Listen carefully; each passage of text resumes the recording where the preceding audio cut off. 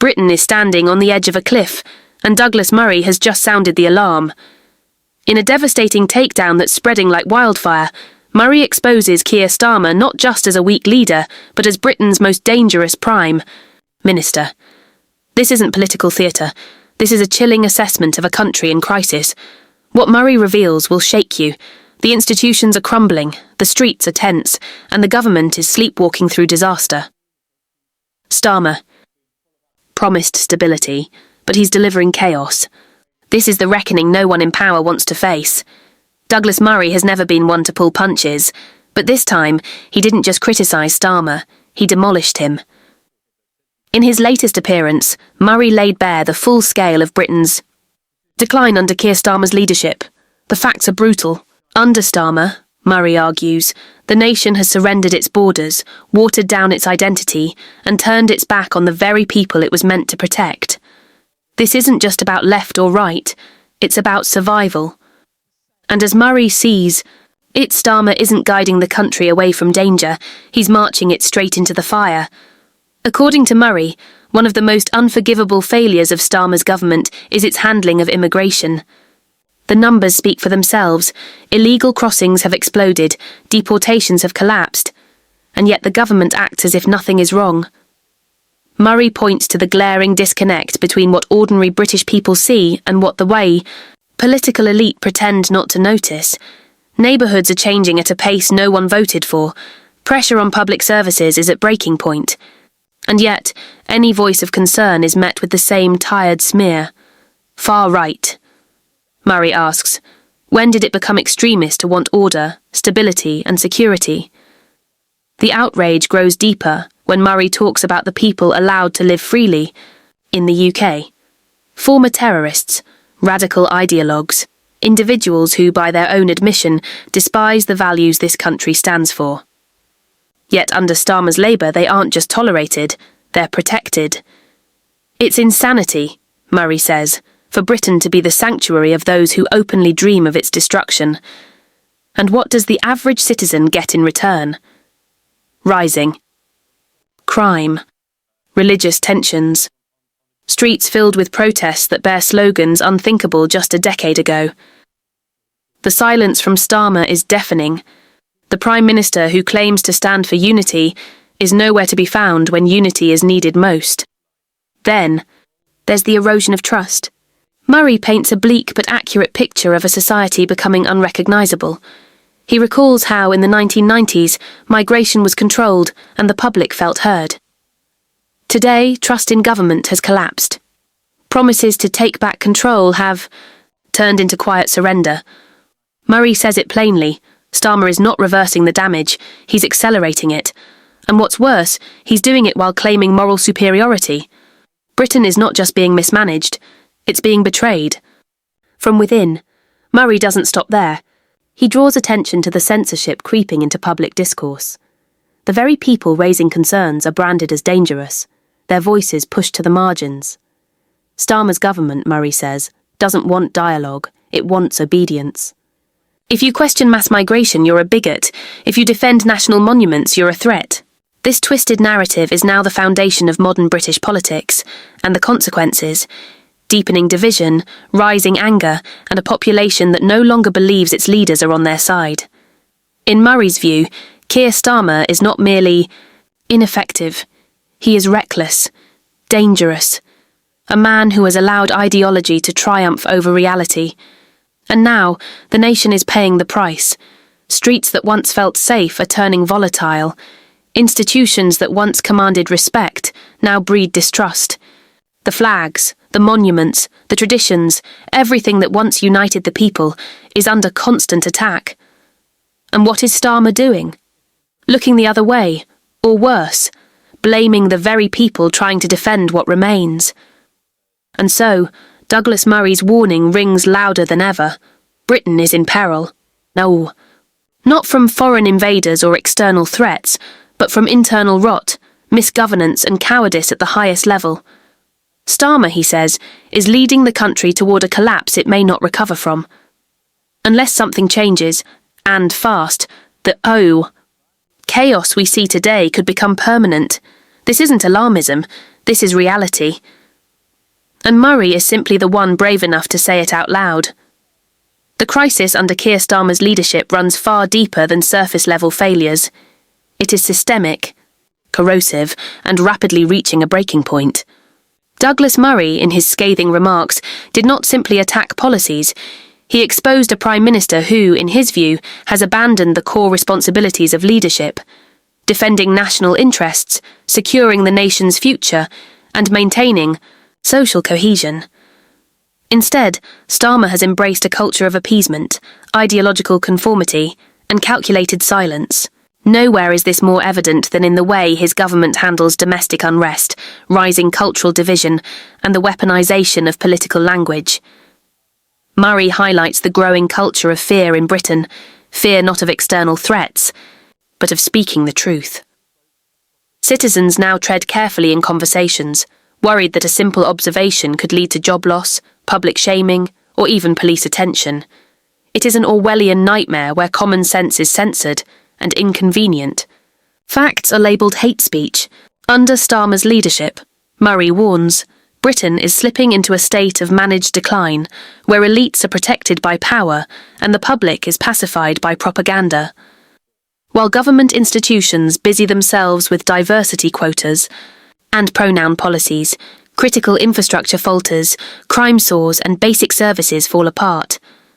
The numbers back Murray's concern. Knife crime in urban centres is at an all-time high, with victims getting younger and attacks more brazen. Law enforcement, meanwhile, is stretched thin and demoralised. Some forces even admit they've effectively lost control of certain areas. Yet instead of empowering the police to restore order, Starmer's administration tightens their political leash. Officers are seen more at pride parades and protest rallies than on the streets protecting families. Murray sees this as more than negligence, it's an ideological choice. A government obsessed with virtue signalling has forgotten the virtue of keeping its citizens safe. Education is another casualty of this ideological war. Murray draws attention to the infiltration of progressive dogma into British classrooms. History is no longer taught as a celebration of national triumphs and hard-won liberties. It is portrayed as a catalogue of oppression and shame. Children are being indoctrinated to distrust their heritage, to feel guilt instead of pride, and to believe that Britain's past is something to apologise for rather than build upon. This, Murray warns, is cultural self-destruction disguised as progress, and Starmer, rather than resisting this drift, appears to be actively encouraging it. His silence on education reforms, or lack thereof, is deafening. Equally disturbing to Murray is the manipulation of language by those in power. Terms like far-right, extremist, or misinformation are now wielded like weapons against anyone who dares to challenge the status quo. Honest journalists, working-class Britons, concerned parents, all are being tarred with the same brush. Murray asserts that this strategy is no accident. It's a deliberate effort to divide and demoralise opposition while cloaking the government in moral superiority. Under Starmer's Labour, those who speak the truth are branded dangerous, while those who actively erode the foundations of British life are given platforms, praise, and protection. One of the most shocking points Murray raises is the government's complicity in fostering an anti-patriotic environment. From the removal of Union Jacks from official buildings to the rebranding of national events in the name of inclusivity, there is a relentless effort to erase symbols of British identity. National pride, once considered a unifying force, is now painted as suspicious or toxic.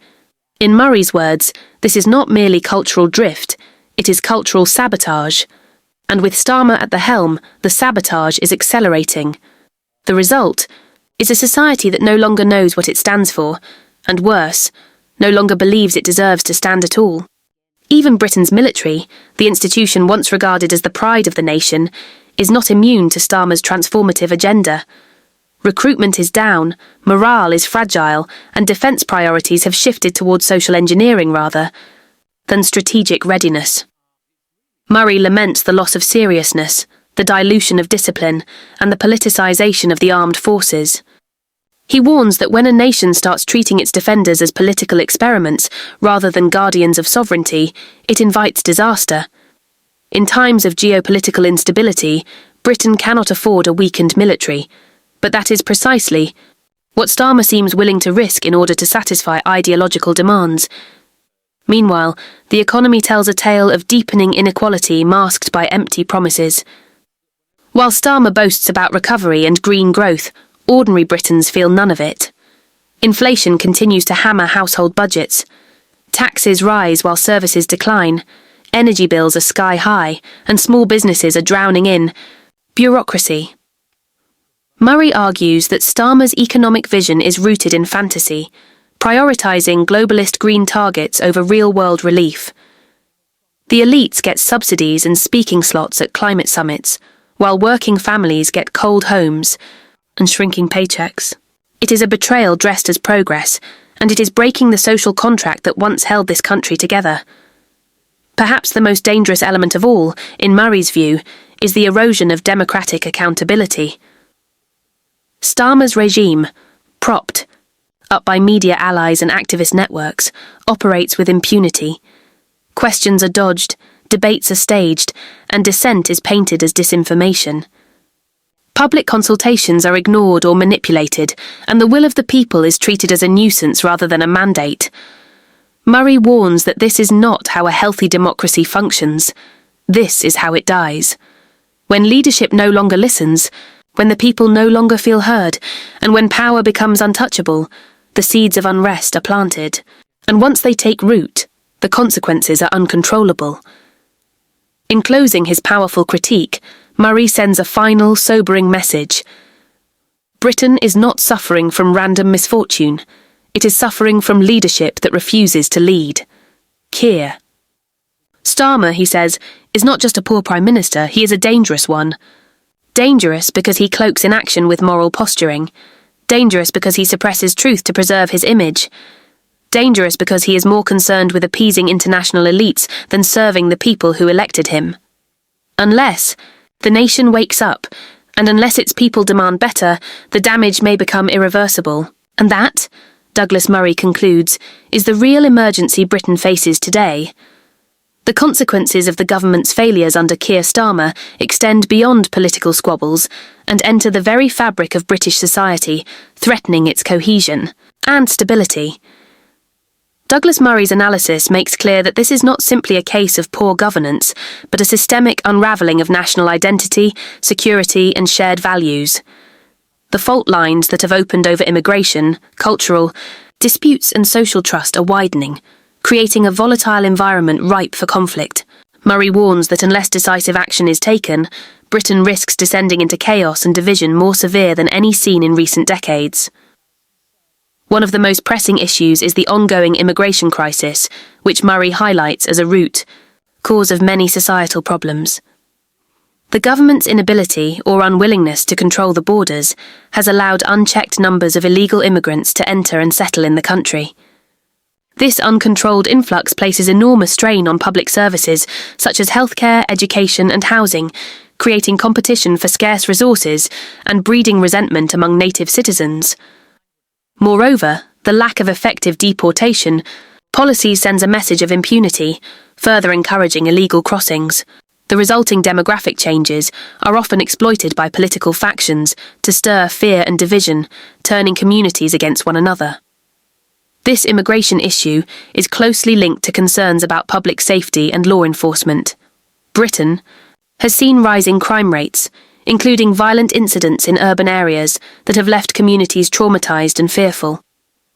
Police forces are overwhelmed and under-resourced, hampered by political directives that prioritize optics over effectiveness. Murray underscores the contradiction between the government's rhetoric of tolerance and inclusion and the lived reality of many citizens who feel increasingly unprotected. The government's framing of social unrest as primarily the work of far-right extremists overlooks the spontaneous grassroots anger felt by many who see their neighbourhoods deteriorating. This mischaracterization not only inflames tensions, but also impedes honest discussion about solutions. The cultural wars raging in Britain are another dimension of this crisis. Murray points out how the government and media have amplified identity, politics and grievance narratives at the expense of common ground. National symbols, historical figures, and traditions once celebrated as unifying forces are now frequently attacked or dismissed as oppressive. This erosion of shared identity fosters alienation and distrust among different segments of society. Schools and universities have become battlegrounds where revisionist histories and ideological teachings displace objective scholarship. The consequences are generations growing up with fragmented identities and little understanding or appreciation of their country's heritage. Simultaneously, the politicization of language and the labeling of dissenting views as extremist or hateful have created an atmosphere where free expression is curtailed. Murray highlights how terms like racism, Islamophobia, or hate speech are sometimes weaponized to silence critics rather than promote genuine dialogue. This tactic undermines democratic debate and drives polarization deeper. Citizens who raise legitimate concerns about immigration, security, or cultural change risk being marginalized or demonized, which stifles the opportunity for constructive policy discussions. Such an environment makes it increasingly difficult to build consensus on how to address Britain's complex challenges. The government's handling of terrorism and radicalization further exemplifies the broader failure. Murray critiques the apparent complacency in allowing extremist individuals and ideologies to take root within British society. High-profile cases of terrorism originating from communities that have not been effectively integrated or monitored fuel public anxiety. The presence of known extremists living openly in the UK, as Murray mentions, raises serious questions about border controls, intelligence sharing, and counter-terrorism strategies. Rather than confronting these realities head-on, the government's responses often involve obfuscation or deflection, exacerbating mistrust between communities and authorities. Economic instability compounds these social and political issues. The promises of recovery and prosperity ring hollow for many Britons grappling with rising costs of living, stagnant wages, and job insecurity. Inflation eats into household incomes, while energy prices soar, placing enormous pressure on families and small businesses.